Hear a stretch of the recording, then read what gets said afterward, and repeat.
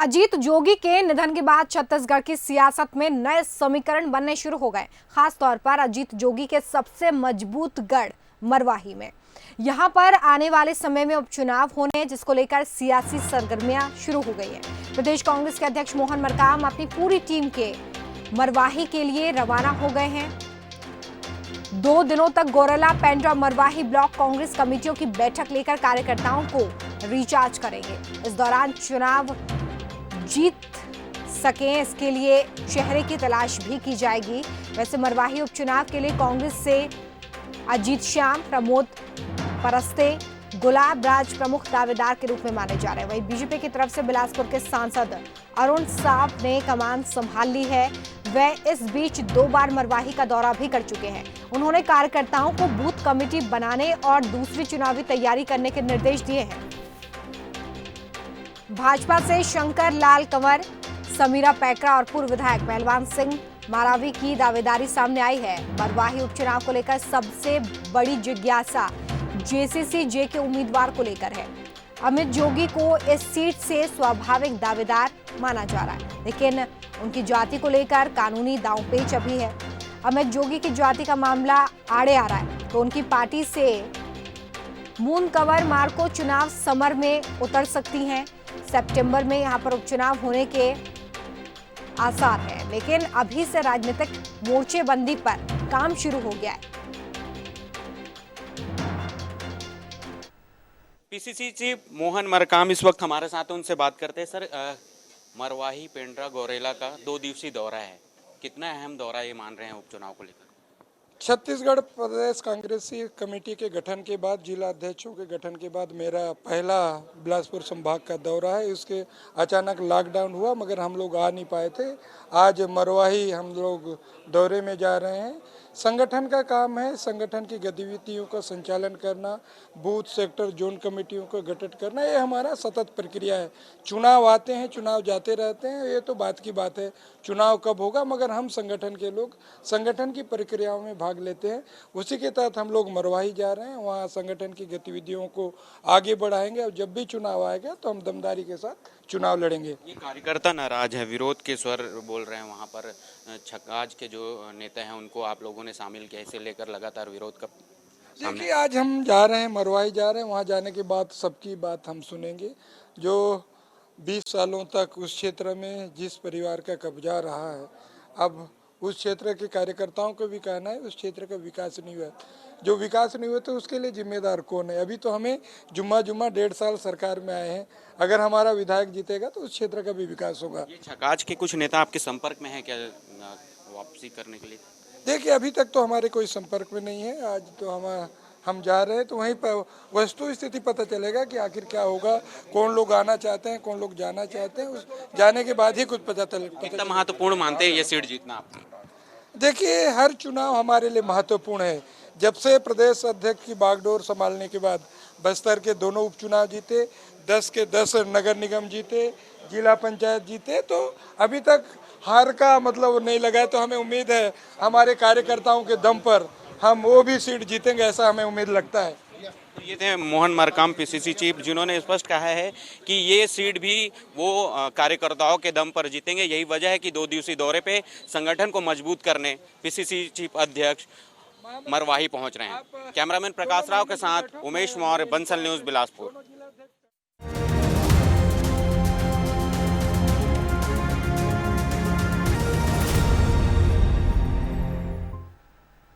तो अब किसकी होगी मरवाही, इसको लेकर सवाल बना हुआ है, लेकिन सियासी गदर शुरू हो गया है। इसी खबर पर ज्यादा चर्चा के लिए सीधे रायपुर का रुख कर रहे हैं। वहां से स्टेट एडिटर धनवेंद्र जायसवाल इस चर्चा को आगे बढ़ाएंगे। धनवेंद्र जी।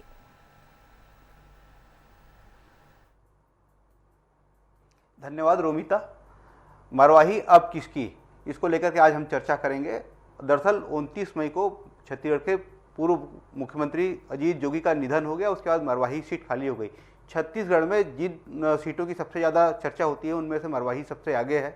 मरवाही विधानसभा क्षेत्र लगातार सुर्खियों में बना रहा है और चूंकि अब अजीत जोगी वहाँ से विधायक थे, उनके निधन के बाद वहाँ सितंबर में उपचुनाव होने की तैयारी है, इसको लेकर के सियासी सरगर्मियाँ तेज हो गई है। भारतीय जनता पार्टी अपनी तैयारी कर रही है। कांग्रेस के प्रदेश अध्यक्ष मोहन मरकाम आज अपनी एक बड़ी टीम लेकर के मरवाही पहुंच रहे हैं। तो देखते हैं इस बारे में किसकी क्या तैयारी है। हमारे साथ इस खास विषय पर चर्चा करने के लिए भारतीय जनता पार्टी के बिलासपुर के पूर्व महापौर किशोर राय हमारे साथ जुड़ रहे हैं। किशोर राय जी, आपका स्वागत है। प्रदेश कांग्रेस कमेटी के प्रवक्ता धनंजय ठाकुर भी हमारे साथ इस चर्चा में शामिल होंगे। धनंजय जी, आपका भी इस चर्चा में स्वागत है। नमस्कार। सबसे पहले हम किशोर राय जी, आप तक आवाज पहुंच रही है? हाँ, किशोर राय जी, आप तक आवाज पहुंच रही है? मैं सबसे पहले आपके पास आना चाहूंगा। पिछले 15 सालों से इस सीट पर कांग्रेस और उनसे अलग होकर के बनी छत्तीसगढ़ जेसीसी का कब्जा रहा है। 2003 से लेकर के लगातार अब तक के तमाम चुनावों में जोगी परिवार के लोग इस सीट पर चुनाव जीतते रहे हैं। भारतीय जनता पार्टी लगातार दूसरे नंबर पर रही है। इस बार आपकी क्या तैयारी है?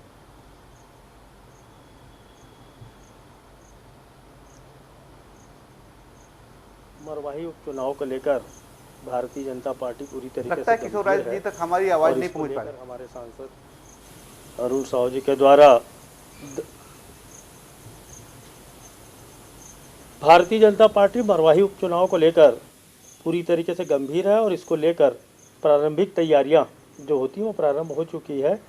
इसी दिशा में हमारे सांसद अरुण साहू जी के द्वारा उस क्षेत्र का दौरा किया गया। दौरा करने के बाद तो वहाँ के जो हमारे संगठन के और जो वरिष्ठ नेता हैं उन सब को सक्रिय होकर और नीचे तक संगठन को सक्रिय करने का काम सौंपा है और मुझको आशा भी विश्वास है कि आने वाले समय में मरवाही की सीट भारतीय जनता पार्टी अपने कार्यकर्ताओं के मेहनत और परिश्रम के बल पर जीतेगी।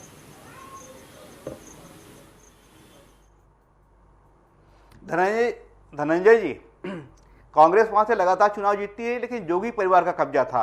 जोगी परिवार अब कांग्रेस से अलग होकर के एक नई राजनीतिक पार्टी बना चुका है और इस समय अजीत जोगी और उनके बेटे अमित जोगी उस सीट से जो लगातार जीतते रहे हैं, उनमें से अब अजीत जोगी के निधन के बाद जो सीट खाली हुई है उसमें जेसीसी जे की दावेदारी है। आज प्रदेश कांग्रेस के अध्यक्ष मोहन मरकाम वहां दौरे पर जा रहे हैं। किस तरह की संभावना देखते हैं आप?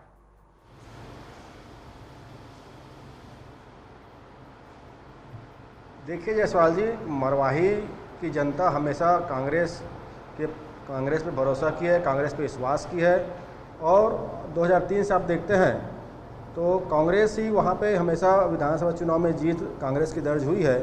और जब पूर्व मुख्यमंत्री अजीत जोगी जी कांग्रेस से अलग होकर एक नई संगठन बनाते हैं, दल बनाते हैं, उसमें भी कांग्रेस ही लिखने के बाद उनको वहाँ पर सफलता मिलती है, तो निश्चित तौर पर इसे स्पष्ट हो जाता है कि मरवाही की जनता का प्रेम कांग्रेस के प्रति है, विश्वास कांग्रेस के प्रति में है। और प्रदेश कांग्रेस अध्यक्ष मोहन मरकाम जी आज मरवाही के दौरा में हैं।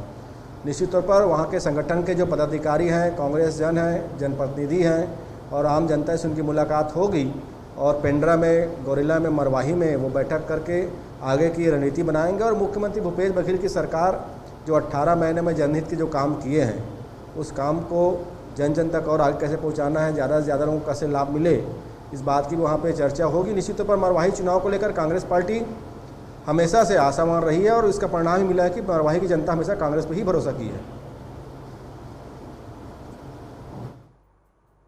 लेकिन जब पिछले चुनाव की बात कर लें, 2018 की बात कर लें, जब अजीत जोगी अलग हो गए कांग्रेस से और वहां कांग्रेस जब चुनाव मैदान में थी, गुलाब राज वहां से कांग्रेस के प्रत्याशी थे, केवल 20,000 वोट मिले, तीसरे स्थान पर थी कांग्रेस। अजीत जोगी ने ये चुनाव 46,000 से ज़्यादा वोटों से जीत हासिल की थी और भारतीय जनता पार्टी दूसरे नंबर पर रही है। आखिर आपके आत्मविश्वास की वजह क्या है कि वहां कांग्रेस बेहतर प्रदर्शन करेगी?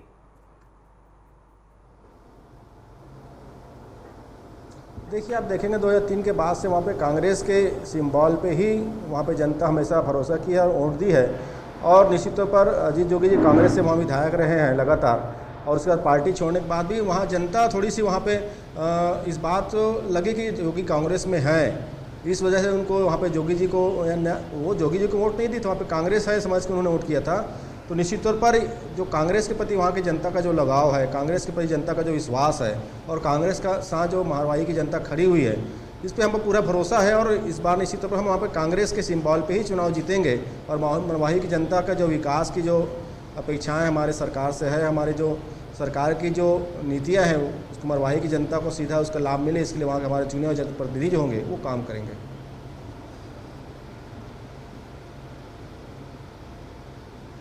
आना चाहूँगा किशोर राय जी, पिछले 15 सालों में आप लोगों ने वहाँ कोई चुनाव नहीं जीता है, लगातार आप दूसरे नंबर पर रहे हैं। 2098 के बाद का चुनाव भारतीय जनता पार्टी के लिए मरवाही दुस्वप्न रहा है। आप किन मुद्दों को लेकर के जाएंगे, क्या आपके मुद्दे होंगे, किस तरीके से आपकी चुनाव की रणनीति होगी कि आप वहाँ जीत हासिल कर सकें?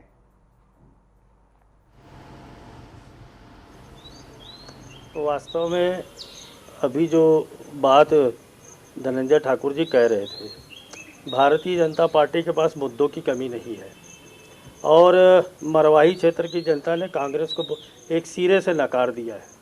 यही कारण है कि पिछले सारे चुनाव में कांग्रेस सदैव तीसरे स्थान पर आई है। और यदि मैं वर्तमान परिस्थितियों की बात करूं तो ये 1.5 साल के 18 महीने के भूपेश बघेल सरकार के कार्यकाल में मैं पूरे प्रदेश की जनता इनके इस 18 महीने के कार्यकाल में ही हाहाकार कर रही है।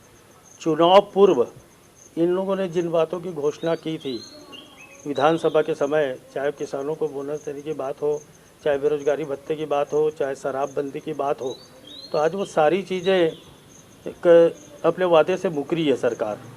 और आज अगर हम देखें तो पूरे प्रदेश में भू माफिया का, रेत माफिया का आतंक है और सारी ओर अराजकता है। और ये हकीकत प्रदेश के मुखिया भी समझ गए थे और यही कारण था कि सरकार बनने के साल भर के अंदर जो स्थानीय निकायों के चुनाव हुए, उन चुनावों में सीधे जनता के अधिकारों को छीनने का काम इन्होंने किया है।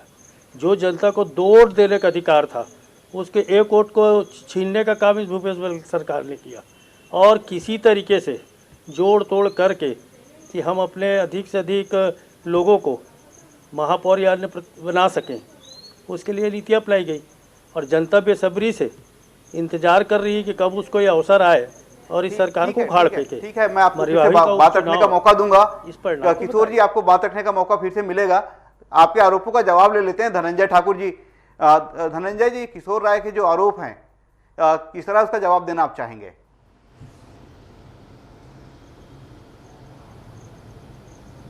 देखिए जायसवाल जी, मुझे ऐसा लगता है कि किशोर राय जी के आरोपों का जवाब तो पूर्व मुख्यमंत्री डॉक्टर रमन सिंह और पूर्व नेता प्रतिपक्ष धर्मलाल कौशिक के बैंक के खाते जो है दे चुके हैं, क्योंकि न्याय योजना में जो उनके खातों में जो पैसा आया, ये कांग्रेस सरकार के वादा पूरा करने का पुख्ता प्रमाण है।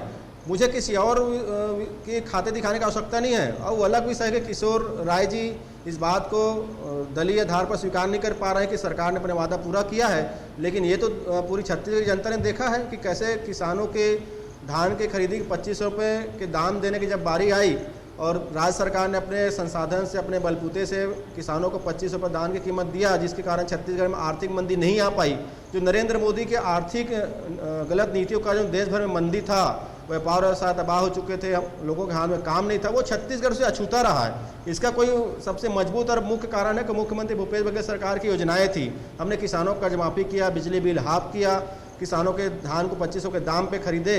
तो लगातार जब भाजपा के नेता जो है लगातार छत्तीसगढ़ किसानों का, छत्तीसगढ़ मजदूरों का विरोध करते रहे और कैसे केंद्र सरकार ने किसानों के धान खरीदी पर जो नियम शर्तें लगा के अड़ंगा डालने का काम किया, किसानों की उन्नति बाधा उत्पन्न काम किया, और उसके समर्थन में भाजपा के पूर्व मुख्यमंत्री डॉक्टर रमन सिंह, धर्मलाल कौशिक और भाजपा के सांसद खड़े रहे। तो ये छत्तीसगढ़ की जनता ने देखा है और इसे परिणाम भी उनको भोगना पड़ा भाजपा को। 2 उपचुनाव जो है उसमें कांग्रेस को बहुमत, कांग्रेस की जीत हुई, नगरीय निकाय चुनाव में कांग्रेस की जीत हुई है।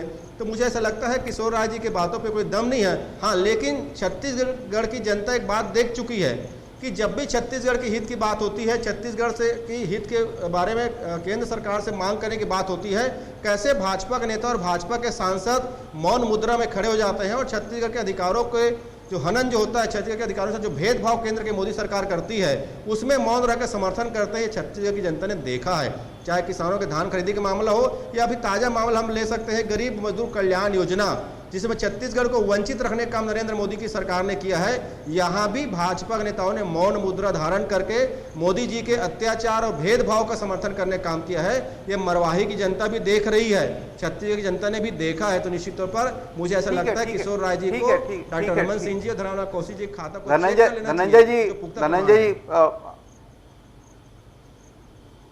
धनंजय जी आपकी बातों का किस तरीके से जवाब देते हैं किशोर राय जी, उनसे सुनते हैं।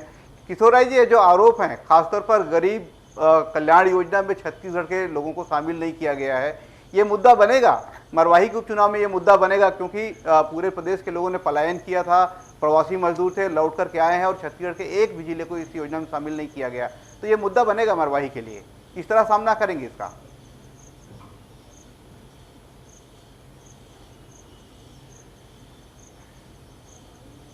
यहाँ पर मैं एक बात बताना चाहूँगा कि देश में केंद्र में नरेंद्र मोदी जी की सरकार ने ही किसान सम्मान निधि के नाम से माध्यम से करोड़ों रुपए की राशि छत्तीसगढ़ के किसानों को दी।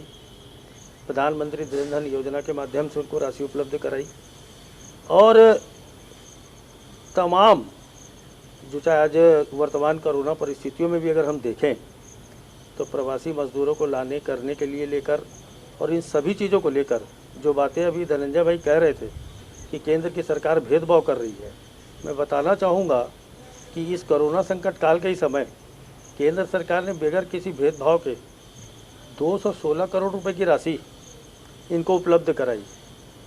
56 करोड़ रुपए की राशि स्वास्थ्य विभाग से उपलब्ध हुई। किसानों की सम्मान निधि योजना में राशि जमा कराई गई। प्रधानमंत्री जन धन योजना में राशि आई। मजदूरों के लिए, किसानों के लिए अनाज के रूप में भी जो मदद दी जाती है वो सारी मदद पूर्व मुख्यमंत्री डॉक्टर रमन सिंह, क्या उसके धर्मनाथ बाद कौशिक भी जी को किसान इस तरह की ये बात कहना कि केंद्र सरकार कोई भेदभाव क्या है कि मरवाही उपचुनाव सितंबर में होने वाले हैं। किशोर राय जी, धनंजय जी, मेरे पास वक्त इतना ही है, वक्त नहीं है, वक्त की कमी है, आगे इस विषय पर फिर से चर्चा करेंगे। आज वक्त इतना ही है। जिस तरीके से मरवाही उपचुनाव की तैयारी शुरू हो गई है, तो अभी सबसे बड़ी जो चुनौती होगी तमाम राजनीतिक दलों के सामने वो चेहरे की तलाश की होगी। कौन से ऐसे चेहरे हैं जो चुनाव मैदान में लेकर के जिनके साथ हम मैदान में आगे जाएं, मुद्दे क्या होंगे, किस तरीके से चुनावी रणनीति बनेगी, ये आने वाले दिनों में दिखाई देगा। आज के लिए इस मुद्दे को लेकर के बस इतना ही। नमस्कार।